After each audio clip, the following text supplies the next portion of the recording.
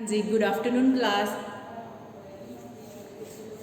In last class we started new chapter. We have started a new chapter sound. Okay, as in first class meaning that is last working class. We discussed about introduction of the sound and production of the sound. Today I am going to start a new topic, that is propagation of the sound. Okay, regarding propagation of sound, something we have discussed in the last class, that is how sound propagate. Firstly, sound produced via vibrating objects. We studied about vibrations produce sound or sound produce vibrations. Okay, Raze. Next, for propagation, or you can say for traveling, sound always needs a medium. That medium can be solid, can be liquid, or can be gas. And we studied about when sound transfer or propagate from one place to another. Firstly, suppose the medium is air. Suppose we have as a medium air. When any sound propagate in air, firstly it displaces the surrounding air particles. It produces vibrations in the surrounding air particles that further produce next to next. Meaning just क्या है, vibrations produce होगी, हल्की सी displacement होगी position में. There is no exact change in the position, only the vibrations that produce sound further, और that you can say that produce wave further for the propagation. Meaning क्या है, simply क्या है, हल्का सा क्या है जो पोजीशन है उसमें क्या है डिस्प्लेसमेंट आएगी, डिस्प्लेस होगा हल्का सा पार्टिकल, उसकी एग्जैक्ट जो पोजीशन है वो कभी भी क्या है चेंज नहीं होगी during the propagation of the sound. Okay, now I am going to teach you in the detail and the propagation of sound. There's a propagation of sound. Firstly, in last class we studied about sound is like a mechanical wave. You know what is wave? I taught you what is wave. This is wave.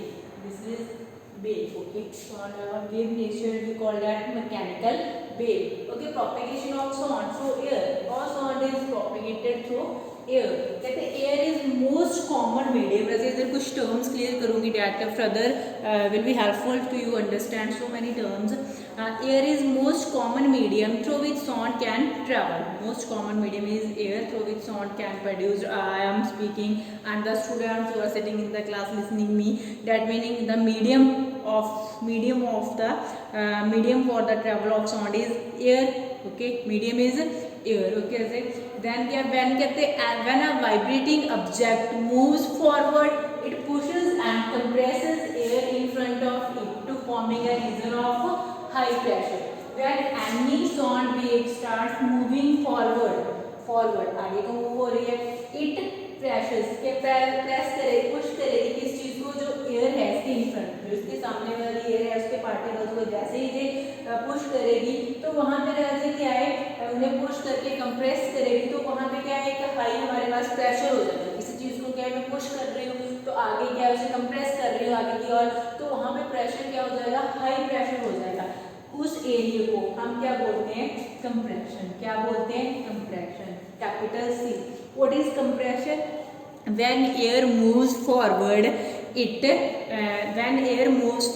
it pushes and compresses the surrounding air in front of it and form a region of high pressure that we called compression.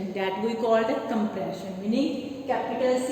Okay, this is the first term, compression. The second term is rarefaction. Rarefaction क्या होता है, जैसे know what is rarefaction? कहते हैं compression moves away from the vibrating object. When a vibrating object moves backward, it forms a region of low pressure. कहते हैं देखो what is sound, vibrations, and when any object starts vibrating, firstly it creates a region of high pressure that we call compression. Vibration की बात तो वापस भी आएगी ना, पेंडुलम की वाइब्रेशन होती है, कैसे होती है, ऐसे ना. When that object moves backward, अपनी पोजीशन में बैकवर्ड आएगी, moves backward, it forms a region of low pressure. जैसे वहाँ पे पुश नहीं किया किसी ने, वो जो चीज़ पुश कर रही थी, कंप्रेस कर रही थी, वो बैकवर्ड हो गई, तो वहाँ पे जो रीजन होगा उसमें प्रेशर क्या है, अब पहले से लो प्रेशर हो गया, उस रीजन को हम क्या बोलेंगे, रेयरफैक्शन. रेयरफैक्शन.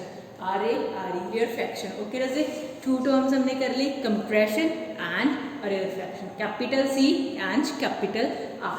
कहते हैं as the object moves to and fro, object का मोशन क्या है, टू एंड फ्रो ना, wave motion to and fro motion है, and then it produces a series of compressions and refractions in the air which make the sound to propagate in the medium. So whenever sound travels in a medium, it creates a series of compressions and you can say refractions that helps to propagate the sound in a medium. Meaning first क्या है, vibration हुई, second particle में vibration हुई, आगे के compression and हमारे पास क्या है, रेयरफेक्शन आगे फॉर्म हुआ, फिर आगे हुआ, that meaning a series of compressions and rarefactions, okay, that further help in the propagation of the sound in air or you can say in the medium, any medium, that can be water, that can be any solid, that can be any liquid and that can be any gas. Okay, is it clear?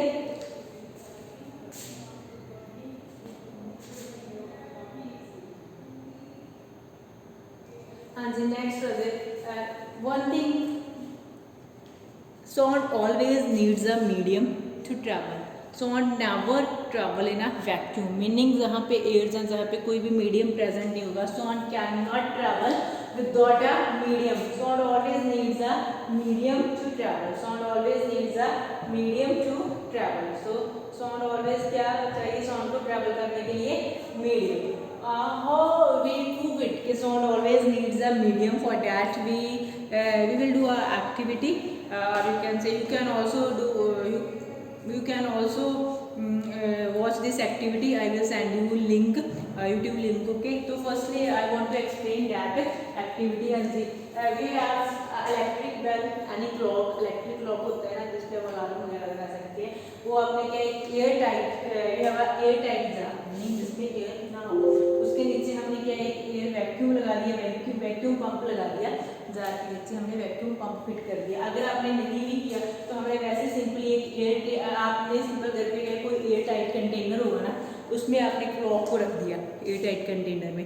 जैसे ही क्या clock का alarm आपने लगाया, जो air tight आपका container होगा उसमें clock never, you can't listen the voice, the sound of the clock, alarm clock, you can't listen. If you place same clock into any other container that is not airtight, that is not airtight, meaning air जिसमें पास हो सकती है, then you can easily listen the sound of that alarm clock. बिल्कुल simple, जहाँ पे जो activity है थोड़ी कम्प्लेक्स थी, मैंने सिंपल कर दी. That you can also do at your home. एक एयर टाइट कंटेनर लिया किचन में से, उसमें इलेक्ट्रिक वेल जो हमारा छोटा क्लॉक होता है आपने अलार्म फिट किया, उसमें रख दिया. You can't listen the sound of alarm, okay, but in case of the container is not air tight, meaning any other container, घर पे बाकी सारे कंटेनर तो एयर टाइट नहीं होते हैं, आपने कोई भी और कंटेनर लिया उसमें अलार्म लगाकर क्लॉक रख दिया, you can easily listen the voice or you can say listen the sound of that alarm. Meaning what is the result? Sound always needs a medium to travel, because in case of air tight container there is no medium, only vacuum present. But in case of other container there is a medium, that is air present in the container. So what we conclude, sound always needs a medium to travel. Sound cannot travel in a vacuum, where no vacuum, meaning where nothing is present, even air is also not present, we call that a state vacuum. Okay, हाँ जी, next हमारे पास क्या है, sound waves are longitudinal waves. Sound waves are longitudinal waves. Okay, here as a sound waves क्या है, हमने अभी क्या स्टडी किया, सीरीज है, किस चीज़ की सीरीज है, कंप्रेशंस एंड रेयरफेक्शंस की. तो क्या है, जो वेव है, यानी वेव जो मूव बैक फोर्थ मूव हो रहा है, टू एंड फ्रो मूव हो रहा है, दैट वी कॉल्ड, अगर विदाउट किसी डिस्टर्बेंस से कि एक वो पैरेलल चल रही है, we call these waves longitudinal waves. तो हमने ये स्टडी किया है कि जो हमारी वेव, साउंड वेव है, उसकी कंप्रेशंस एंड रिफ्रैक्शंस क्या है, सीरीज में कंटिन्यू चलती रहती है, parallel, that meaning that is a longitudinal wave. Okay,